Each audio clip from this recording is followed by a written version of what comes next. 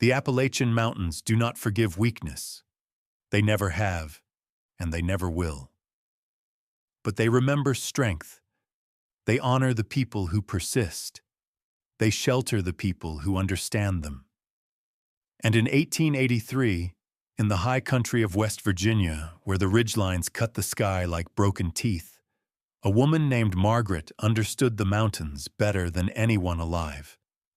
She understood them because she had spent 47 years living in their shadow, learning their moods, reading their signs, harvesting their gifts. She understood the way water moved through limestone, how it carved channels and chambers and overhangs over thousands of years, creating natural shelters that were warmer than any cabin a man could build. She understood which roots were edible and which were poison, which bark made tea that broke a fever, and which bark made tea that stopped a heart. She understood how to read the wind before a storm, how to smell snow 2 days before it fell, how to listen to the silence that came before the worst cold.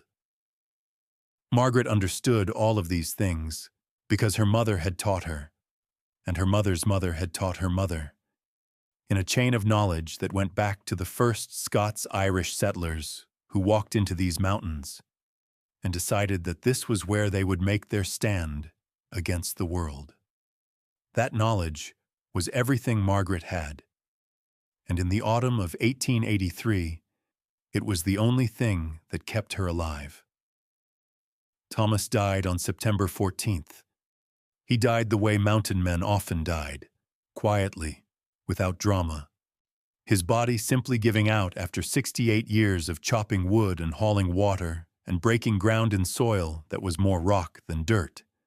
He sat down in his chair after supper, closed his eyes, and did not open them again. Margaret found him there the next morning, his hands still folded across his chest, his face peaceful in a way it had never been in life. She buried him on the ridge behind their cabin, next to their daughter who had died of scarlet fever at the age of 3, and she stood at the grave in the rain and said the words that mountain women said, and then she went back inside and sat at the kitchen table and tried to understand what her life was going to be now. She did not have long to wonder. Thomas's brother arrived 4 days after the funeral.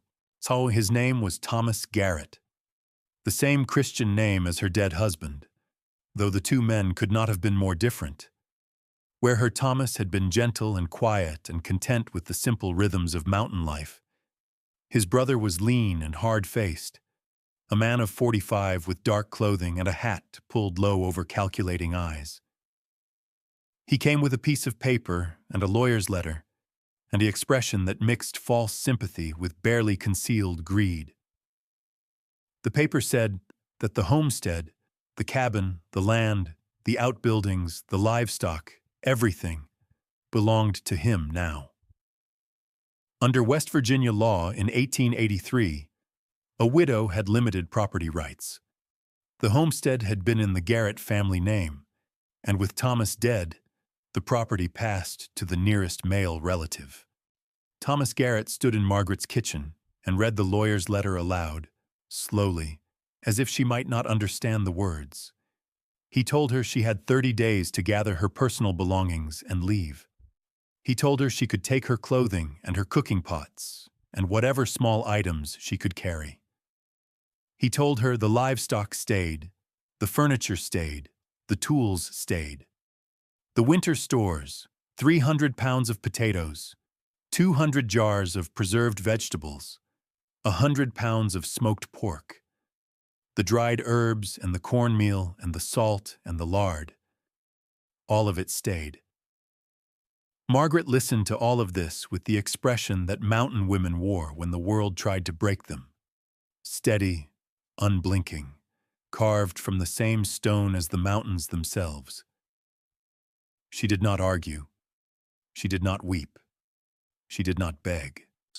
She simply looked at Thomas Garrett with her pale blue eyes, deeply lined with 67 years of Appalachian weather, and she said, "I will be gone before the 30 days are up."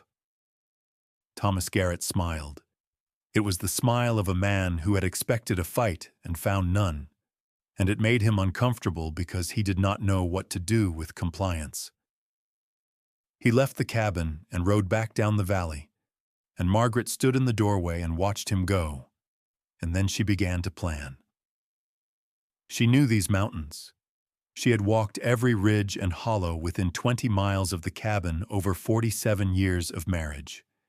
She knew where the springs were. She knew where the clay deposits were.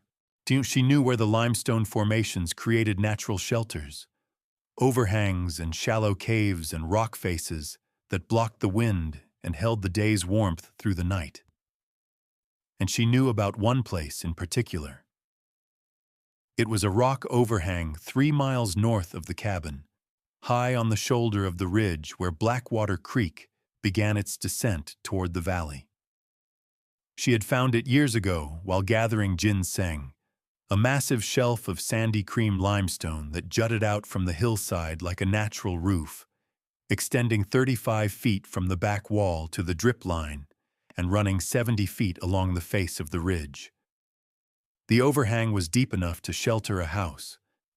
The back wall was solid limestone, dry and smooth, rising 15 feet from the floor to the ceiling of the overhang. The floor was flat stone, covered with a thin layer of forest debris. A spring emerged from a crack in the limestone at the eastern end, producing a steady flow of clear, cold water that ran across the floor and disappeared over the edge into Blackwater Creek below. When Margaret had first found this place, she had stood under the overhang and felt the temperature difference. The air beneath the stone was noticeably warmer than the air outside. The limestone mass absorbed solar heat during the day and radiated it slowly through the night, creating a microclimate that was 10 to 15 degrees warmer than the surrounding forest. In summer, the massive stone stayed cool, and the space beneath it was refreshing. In winter, the thermal mass of the limestone held enough heat to keep the protected space well above freezing, even when the outside temperature plummeted. She had told Thomas about it. He had nodded politely and said it was interesting and gone back to mending the fence. That was Thomas, a good man, a kind man, but not a man who saw possibilities in the landscape the way Margaret did. Margaret saw possibilities everywhere. She saw the overhang and she saw a home. She saw the spring and she saw a water supply. She saw the flat stone floor and she saw a foundation. She saw the deep alcove at the back of the overhang and she saw a fireplace. She saw wall niches in the limestone and she saw shelving for provisions. She saw everything she needed to survive. And she saw it all in the space of a single afternoon's visit 3 years before her husband died. Now she was going to build it. Margaret spent the first 3 days of her 30-day exile gathering supplies. She could not take the homestead's stores, but she could take what she could carry on her back and in a handcart that Thomas Garrett had overlooked because it was broken and he did not think it was worth claiming. Margaret fixed the handcart with a length of hickory and a handful of nails, and she loaded it with everything she could. Her cooking pots, her best knife, her flint and steel, a saw, a hammer, an axe, rope, 2 blankets, her heavy winter coat, her sewing kit, a bag of cornmeal, a bag of salt, a sack of dried beans, 10 pounds of salt pork that she had hidden in the smokehouse under a pile of ash, and her Bible. She also took seeds, turnip, cabbage, and onion, because Margaret thought in seasons, not in days. She thought about what she would need in March and April and May, not just what she needed now.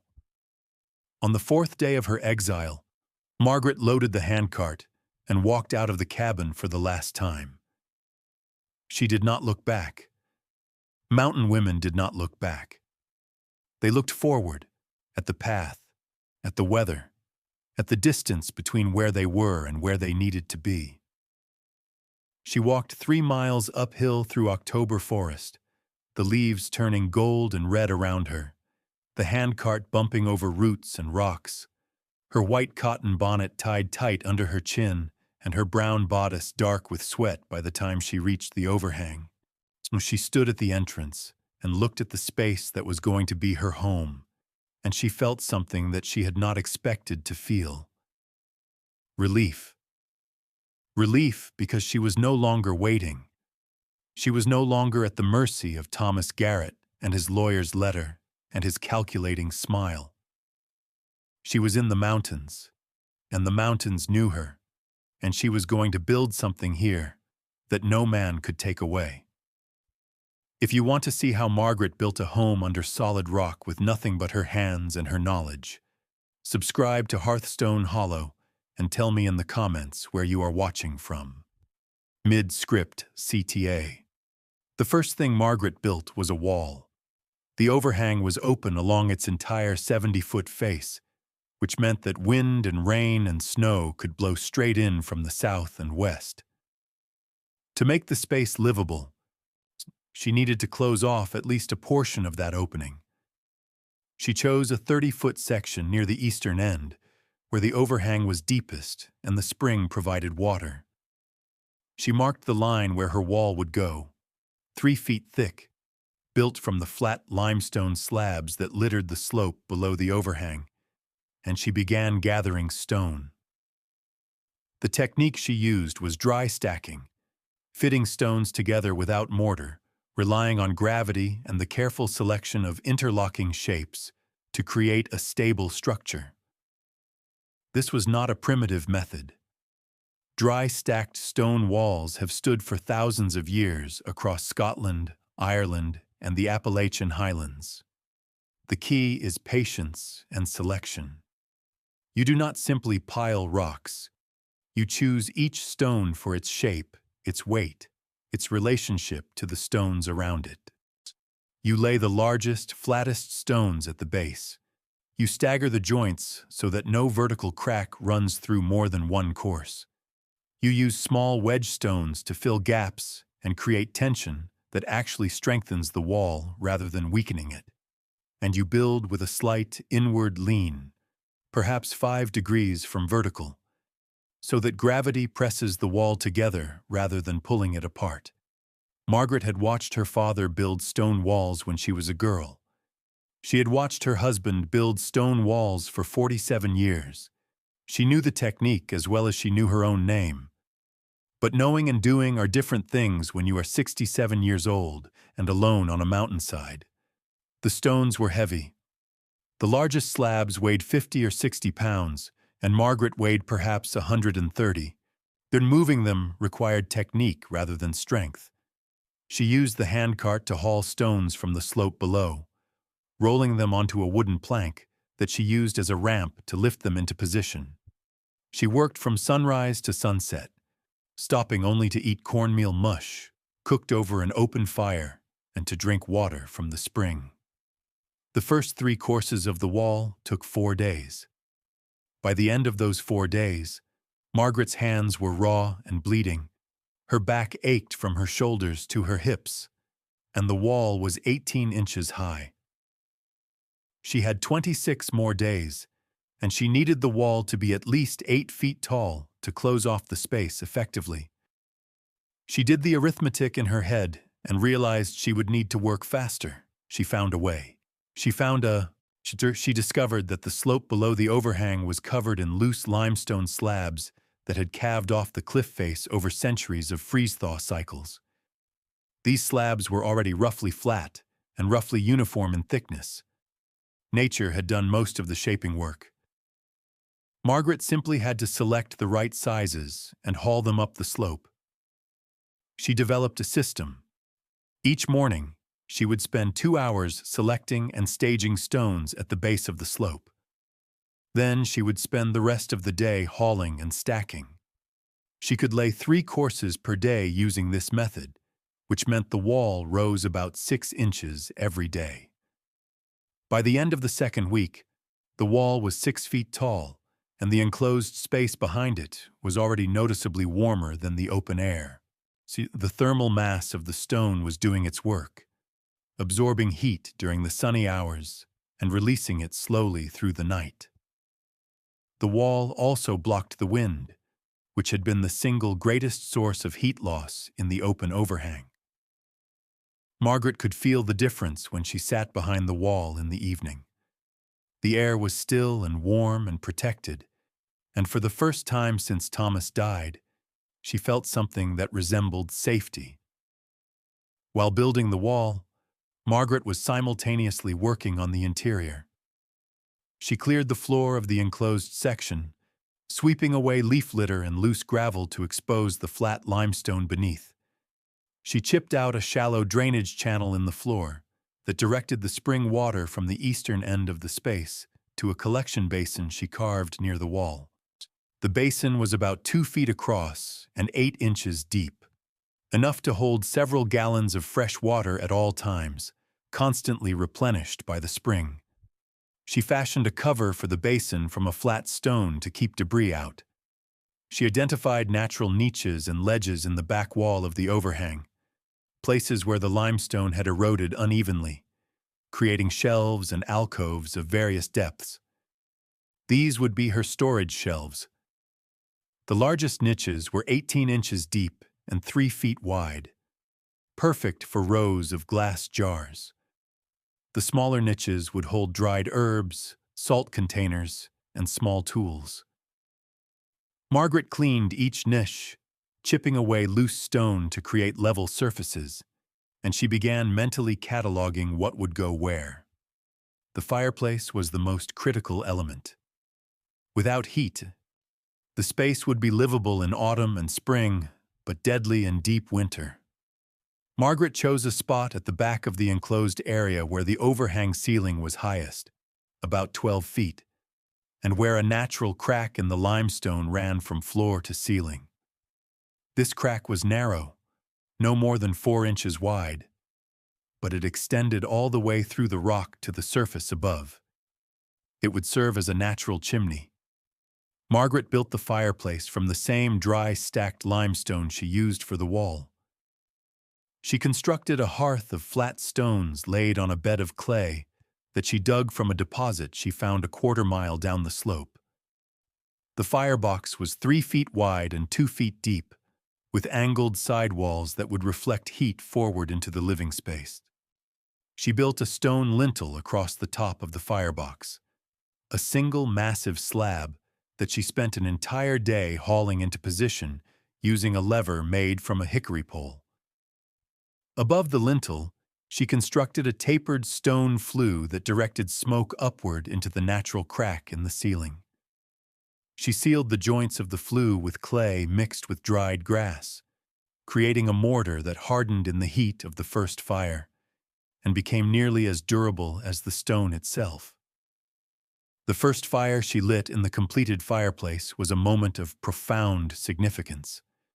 Margaret gathered dry kindling and arranged it in the firebox, and struck her flint and steel and watched the spark catch and the flame grow. The smoke rose obediently through the flue and into the natural crack and out through the surface of the rock above. The heat radiated forward from the angled walls of the firebox and filled the enclosed space with warmth that Margaret could feel on her face and hands from 15 feet away. The limestone walls and floor and ceiling absorbed that warmth and held it, and 2 hours after the fire burned down to coals, the space was still warm. This was the thermal mass principle at work, the same principle that made the overhang warmer than the surrounding forest in the first place. Limestone is dense and holds heat efficiently. A stone chamber heated by fire retains that heat for hours, even after the fire dies, because the stone releases its stored thermal energy slowly and evenly. Margaret did not know the scientific terminology. She did not need to. She knew from a lifetime of experience that a stone room with a good fire stayed warm long after a wooden cabin with the same fire had gone cold. She knew that her mother had said, "Stone remembers warmth the way wood forgets it," and that knowledge was enough. By the 20th day of her exile, Margaret had completed the wall, the fireplace, the chimney, the drainage system, and the basic interior layout. The space was approximately 30 feet long, 15 feet deep at the center, and 8 to 12 feet high, depending on the natural contour of the overhang ceiling. The front wall was 8 feet tall with a doorway, a 3-foot wide opening fitted with a door she built from split hickory planks, bound with rope and sealed with strips of bark. The space was dark, lit only by the fire and by the daylight that filtered through cracks in the wall and around the doorframe. Margaret could have stopped there and survived the winter, but survival was not enough. Margaret was not building a shelter. She was building a home, and a home required provisions. The remaining 10 days of her exile, and the days beyond, because no one was counting anymore, and Thomas Garrett had not returned to check on her departure, Margaret devoted to gathering and preserving food. She knew these mountains. She knew where the late-season nuts fell, black walnuts along the creek, hickory nuts on the ridge, chestnuts in the hollow south of the overhang. She gathered them by the bushel, filling every container she had and making bags from her spare clothing when the containers ran out. She gathered dried corn from abandoned fields lower in the valley, fields that families had harvested but not gleaned thoroughly, leaving enough scattered ears to fill a sack. She set snares for rabbits and squirrels using techniques her father had taught her 60 years before. She smoked the meat over a low fire outside the overhang, cutting it into thin strips and hanging it from hickory poles until it was dark and dry and would keep for months. She found a wild apple tree in a hollow half a mile east and gathered every fruit it offered. Small, tart apples that would not win any prizes, but that would keep for weeks if stored properly, and could be dried into leathery slices that would last all winter. She gathered late blackberries from a bramble patch along the creek. She dug wild turnips and ramps and Jerusalem artichokes from the forest floor. She collected acorns from the white oaks on the ridge and processed them the way her grandmother had taught her, cracking them, removing the meat, soaking the meat in running water for 3 days to leach out the bitter tannins, then drying the processed acorn meal on flat stones in the sun. Acorn meal could be mixed with cornmeal to make bread. It could be stirred into soups to thicken them. It was not delicious, but it was nutritious, and it was free, and it was everywhere, because the Appalachian forest was an endless pantry for anyone who knew how to shop. Margaret knew how to shop. By the beginning of November, the space under the overhang had been transformed. The stone wall sealed the front. The fireplace worked perfectly, drawing smoke up through the natural chimney crack and radiating heat forward into the living space. The wall niches were filled with provisions, jars of blackberry preserves that Margaret had cooked in her iron pot over the fire, strings of dried apple slices hanging from pegs she had driven into cracks in the ceiling, bags of acorn meal and cornmeal stacked against the back wall, strips of smoked rabbit and squirrel hanging from a hickory pole suspended between 2 limestone projections. The salt pork was wrapped in cloth and hung from a hook near the ceiling where the air was driest. The dried beans were in their sack, the salt in its container, the seeds in their envelope tucked into a dry niche high on the back wall. She had gathered enough firewood to last through December, stacking it along the inside of the front wall where it would stay dry and where its mass would provide additional insulation. She had woven a sleeping platform from hickory branches and covered it with her blankets and a thick layer of dried fern fronds. She had fashioned a broom from a bundle of birch twigs and swept the stone floor clean every morning. She had even managed to acquire glass jars. She had found a cache of them in an abandoned cabin 2 miles south, left behind by a family that had moved away 3 years earlier. The jars were dusty but intact, and Margaret carried them back to the overhang 8 at a time, wrapped in cloth in her handcart. She filled them with everything she could preserve, blackberries and syrup, wild grape jam, pickled ramps, dried herb mixtures for tea and seasoning. Each jar she sealed with a circle of waxed cloth tied with string. The jars glowed in the firelight like jewels, amber and ruby and jade and gold, and they lined the wall niches in rows that grew longer every day. The people in the valley below did not know any of this. They assumed Margaret was dead. A woman of her age, alone in the mountains with winter coming on. The general assumption was that she had lasted a few days and then succumbed to exposure or hunger, or simply to the crushing loneliness that drove frontier people mad when they were cut off from human contact. Some of the valley women felt guilty about not having helped her. Some of the men said it was a shame, but that was the law. Thomas Garrett moved into the homestead and helped himself to the winter stores and the livestock, and slept in Margaret's bed and sat in Margaret's chair and never once wondered whether the woman he had displaced was alive or dead. The winter of 1883 arrived with a ferocity that the valley had not seen in 20 years. The first major storm hit in the third week of November. Not a gradual cooling, but a sudden violent assault of wind and snow that howled down from the north and buried the valley under 2 feet of snow in a single night. Temperatures plummeted to 0, then to 10 below, then to 20 below. The ground froze solid. The creek ice thickened until it could support a horse. And it did not stop.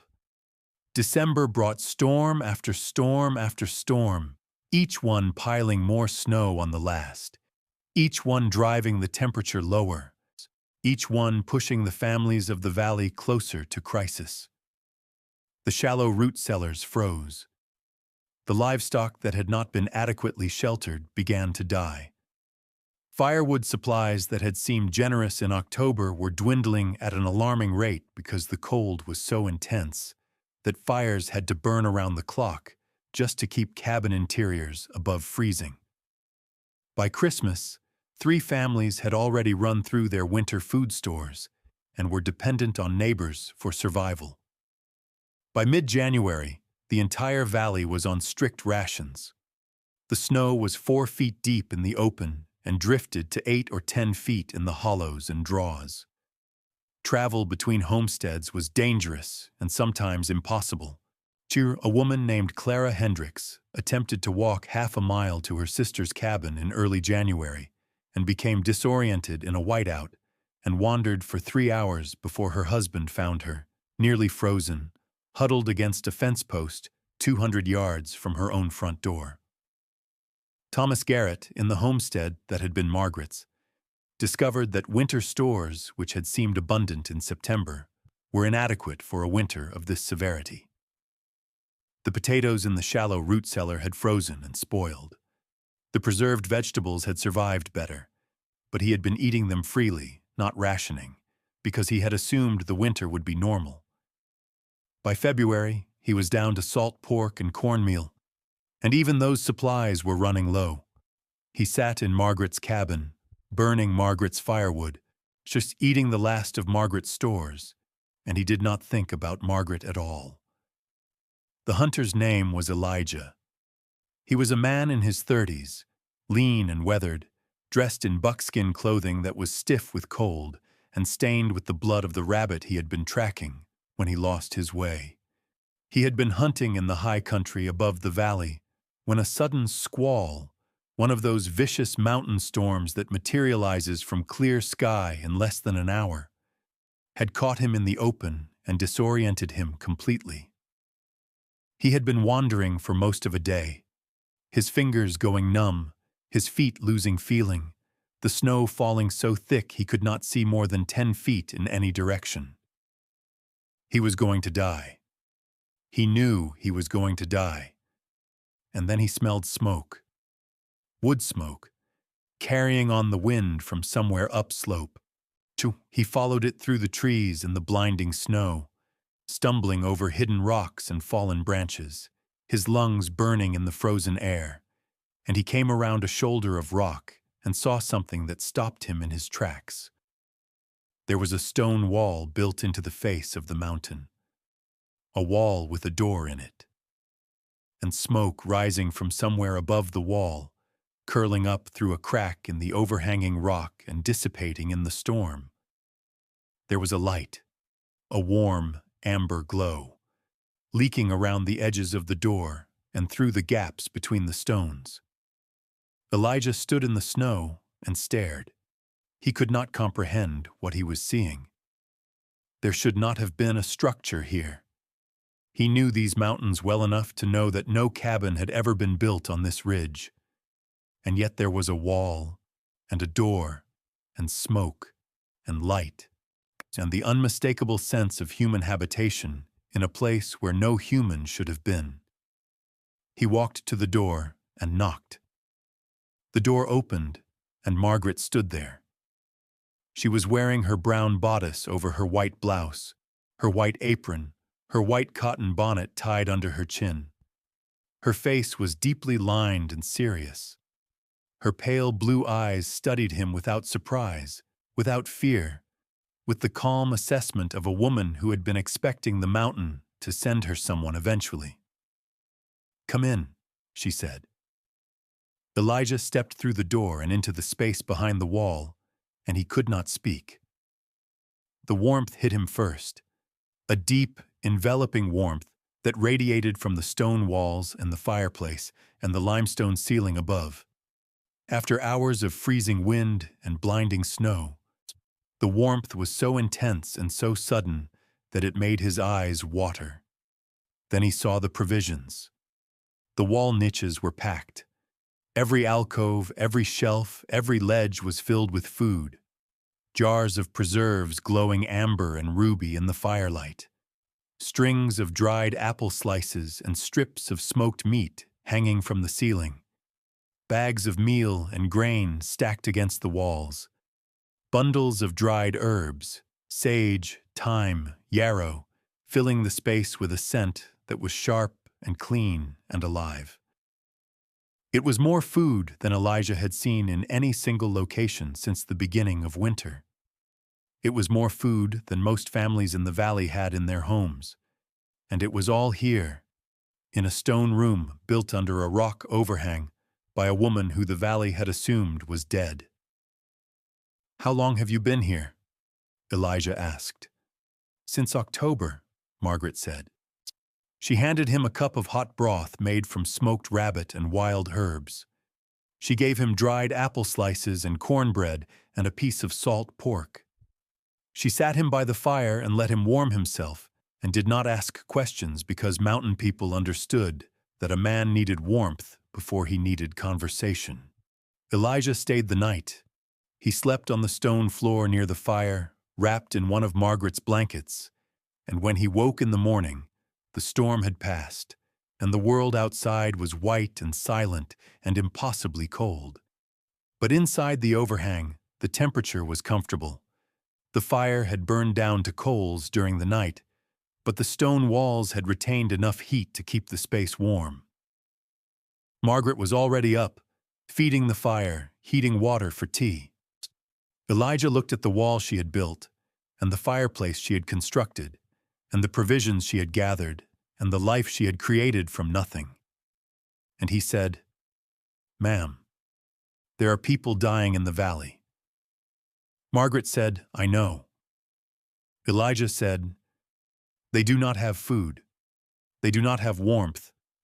This winter is killing them." Margaret was quiet for a moment. Then she said, "Tell them where I am." Elijah left that morning and made his way down to the valley. He told everyone what he had found. He described the stone wall and the fireplace and the provisions. He described the warmth. He described the jars of preserves lining the wall niches and the smoked meat hanging from the ceiling and the bags of meal stacked against the walls.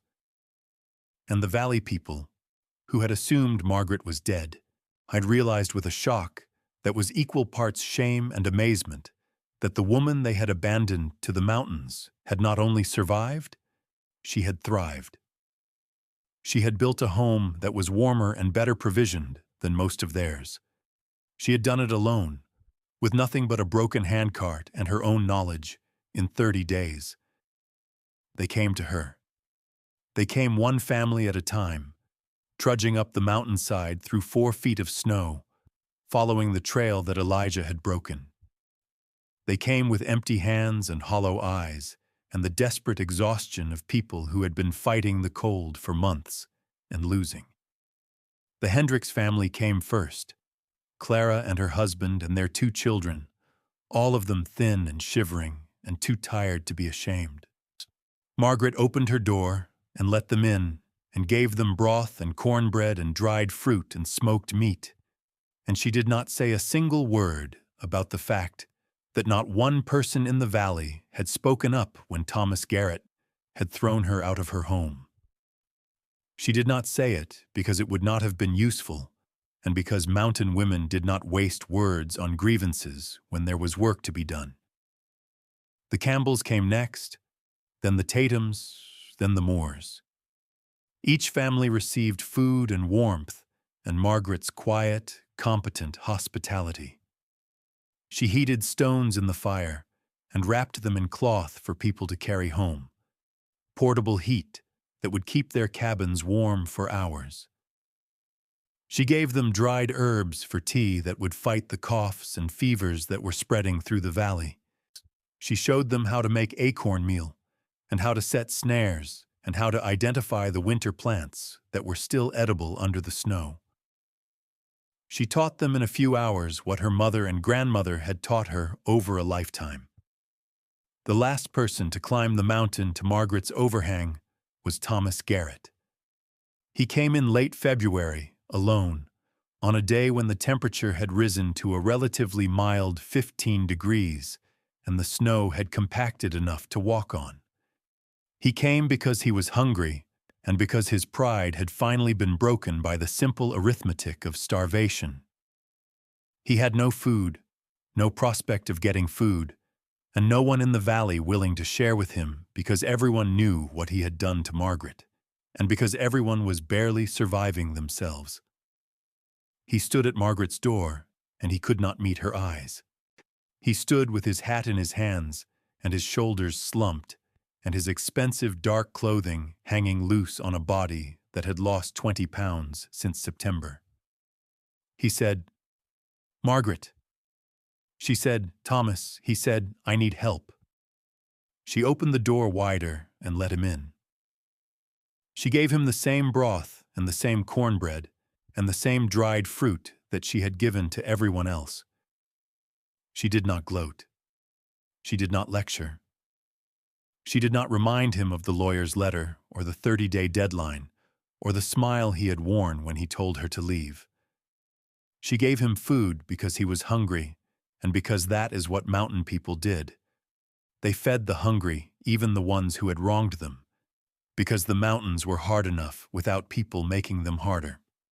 Thomas Garrett ate Margaret's food and sat by Margaret's fire and looked around at the stone walls and the provisions and the home she had built from nothing, and he said, "I did not know you could do this." Margaret said, "You did not ask." He left the next morning. He walked back down to the homestead, and he sat in the cabin that should have been hers, and he understood, for the first time in his life, what he had taken from her and how little it had mattered. He had taken the cabin and the land and the stores and the livestock, and Margaret had walked into the mountains with a broken handcart and built something better. The property had not been the source of her strength. Her knowledge had been the source of her strength, and that was something he could never take. Subscribe to Hearthstone Hollow for more stories about the survival knowledge that modern life made us forget. And tell me in the comments which technique from this video surprised you most. End script CTA. Spring came slowly to the Appalachian Highlands that year. The snow did not fully melt until late April, and the ground remained cold and hard well into May. But Margaret stayed under the overhang. She did not return to the homestead. She did not ask Thomas Garrett for anything. She planted her seeds, the turnips and cabbages and onions she had carried up the mountain in September. In a small garden she cleared on the flat ground just beyond the drip line of the overhang. She expanded her stone wall. She improved her fireplace. She built a second sleeping platform for visitors, because people from the valley had begun coming to see her regularly, not out of need, but out of respect, and sometimes they stayed the night. Margaret lived under the rock overhang for 11 more years. She died there in 1894 at the age of 78, in the home she had built with her own hands, surrounded by stone walls that were still standing and provisions that were still packed into every niche and alcove. The valley people buried her next to her husband on the ridge behind the old homestead, but her real monument was the overhang itself. The stone wall, the fireplace, the niches filled with jars, the life she had carved from raw mountain limestone when the world told her she had nothing left. Because in the Appalachian Mountains, the people who survive are not always the ones with the deeds and the lawyer's letters and the legal claims. They are the ones who understand the stone and the water and the fire. They are the ones who know that the mountains will shelter you if you are willing to do the work.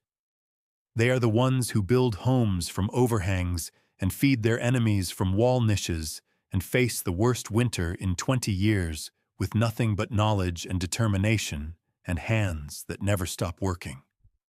Margaret was one of those people, and the mountains remembered her. They remembered her in the way that mountains remember everything, slowly, permanently, in the language of stone and water and time. The overhang she chose was not random.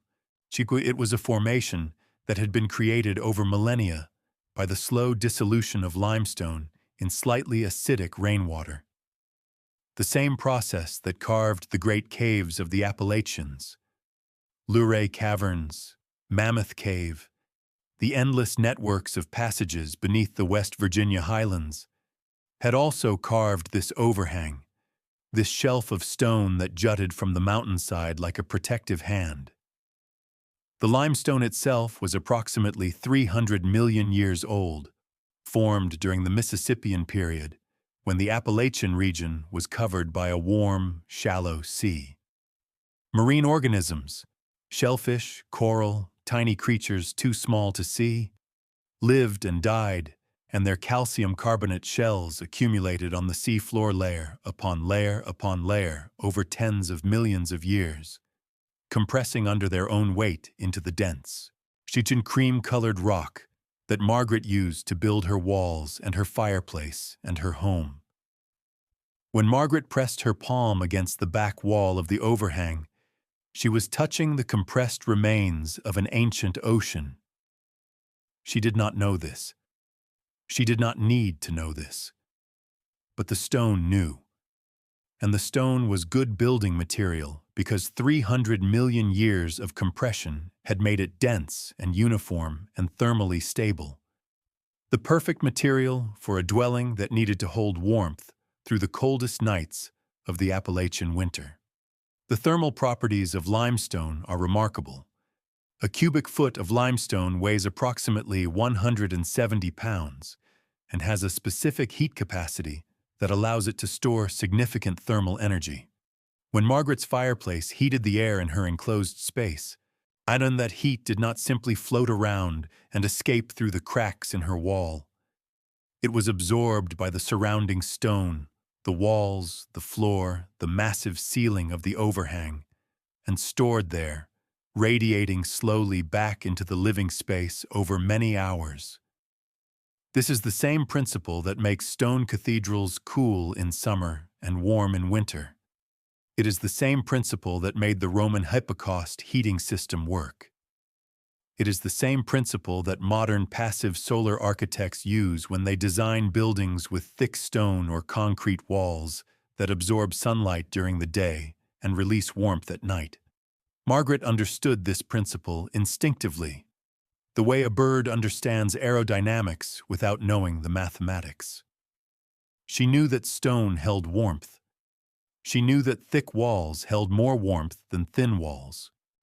She knew that an enclosed space with a fire would stay warm long after the fire died if the walls were stone and the ceiling was stone and the floor was stone. She built accordingly, and the result was a dwelling that was more thermally efficient than any wooden cabin in the valley below. The food preservation was equally sophisticated. Margaret used multiple preservation techniques, each appropriate to the food being preserved, and each based on centuries of mountain knowledge.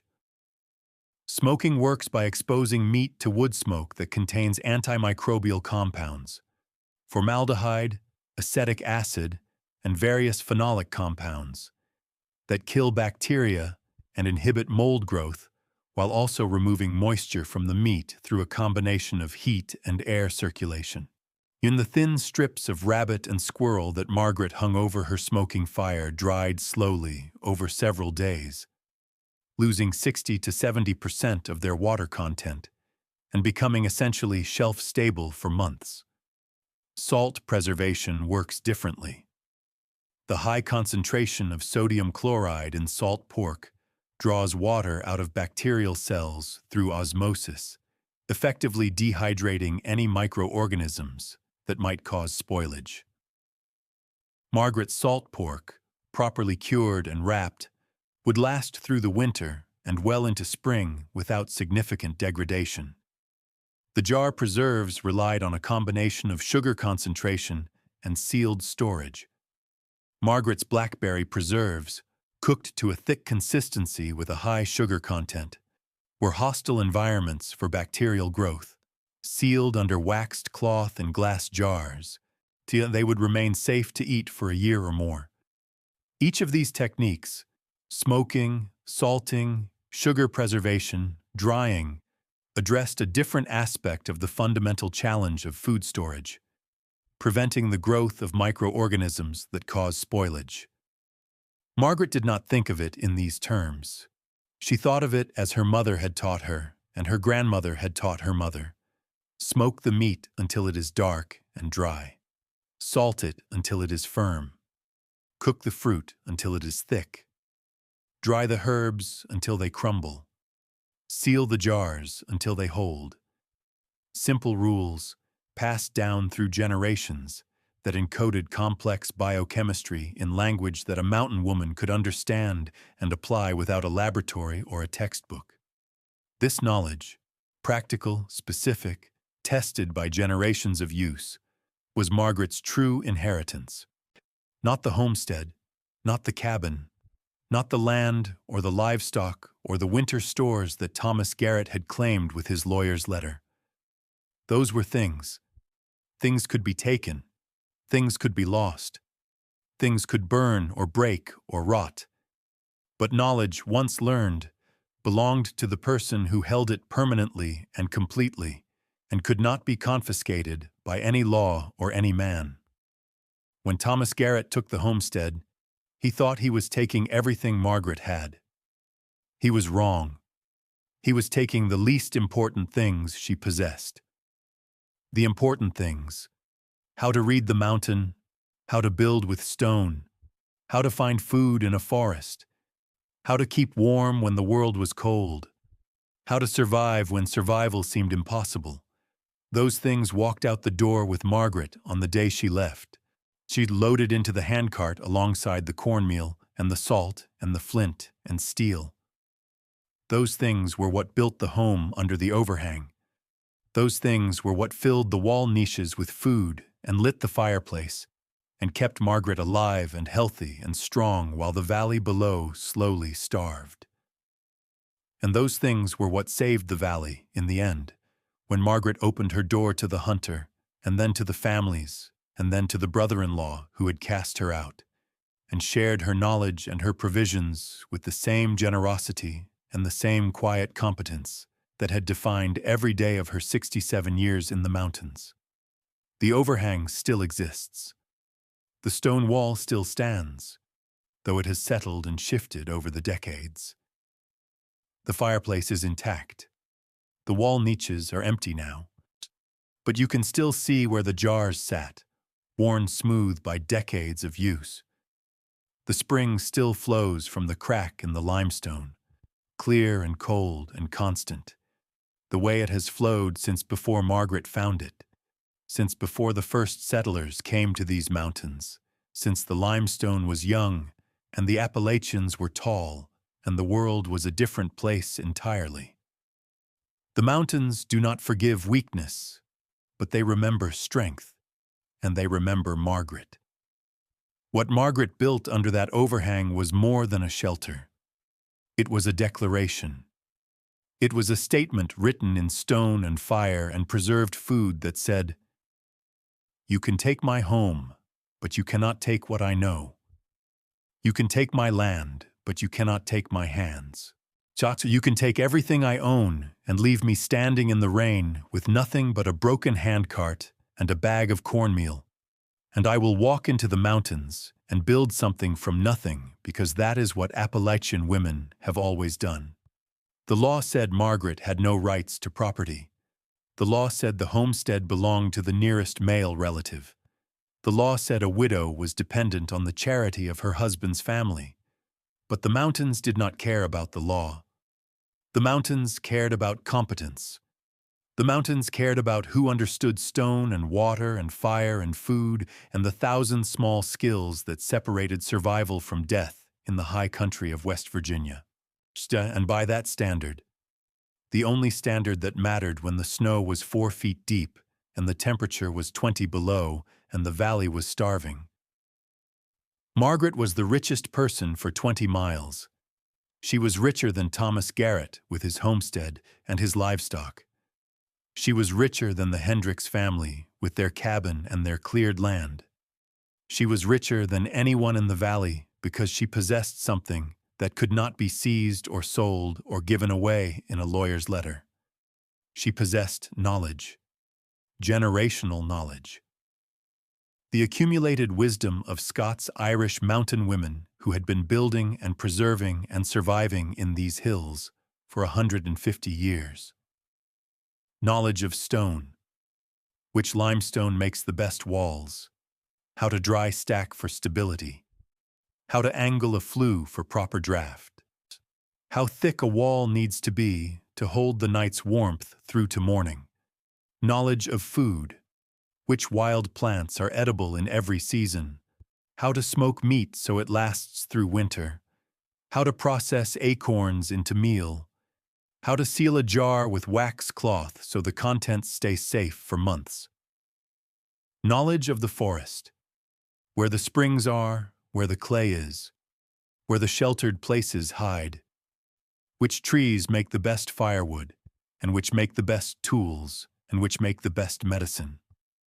Knowledge of weather, how to read the signs that precede a storm, how to prepare for cold that would kill the unprepared, how to manage resources across the months of a long winter when resupply is impossible, and everything you have is everything you will get until spring. This knowledge was Margaret's inheritance from her mother and her grandmother and the generations of mountain women before them. It was an inheritance that no court could redistribute and no brother-in-law could claim. And it was an inheritance that saved lives. Margaret's life first, and then the lives of every family in the valley who climbed the mountain to her door and found warmth and food and the quiet competence of a woman who had been underestimated by everyone except the mountains themselves. The lesson of Margaret's overhang is not complicated. It is the same lesson that the mountains have been teaching since the first humans walked beneath their peaks. The earth provides for those who understand it. The stone is there. The water is there. The food is there. The warmth is there. It has always been there. The only question is whether you have the knowledge to find it, and the skill to use it, and the determination to do the work when the work is hard, and the cold is bitter, and the world has told you that you have nothing left. Margaret had all three, and the mountains sheltered her because she had earned it, stone by stone, jar by jar, day by day, through 30 days of exile that became a lifetime of proof that a woman alone in the Appalachian highlands, with nothing but her knowledge and her hands, could build something that would outlast the men who tried to take everything from her. That is the power of understanding the land you live on. That is the power of knowledge passed down through generations. And that is why the Appalachian Mountains remember Margaret, even now, even after all these years. Because the mountains always remember strength. When the surveyor from the county seat came through in 1891, 8 years after Margaret built her home, he found the Overhang dwelling still occupied, still maintained, still stocked with provisions. He measured the stone wall, 8 feet tall, 3 feet thick, perfectly plumb despite having been built by a single woman working alone. He tested the fireplace draft and found it superior to most cabin chimneys he had inspected. He noted the spring water system, the storage niches, the sleeping platforms, the organized layout of a space that maximized every square foot of the natural shelter. In his official report, he wrote that it was the most remarkable example of frontier resourcefulness he had encountered in 15 years of surveying. He also noted, with the dry precision of a government man, that the dwelling had no legal claim attached to it. Margaret owned no deed to the overhang. No one had ever thought to claim a rock formation on a mountainside as property. It simply was, and Margaret simply lived there, and the mountains simply allowed it.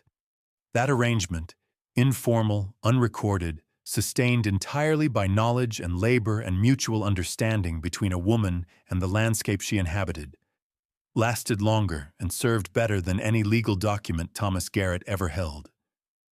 Because papers burn, but stone endures, and knowledge passed from one generation to the next endures longest of all.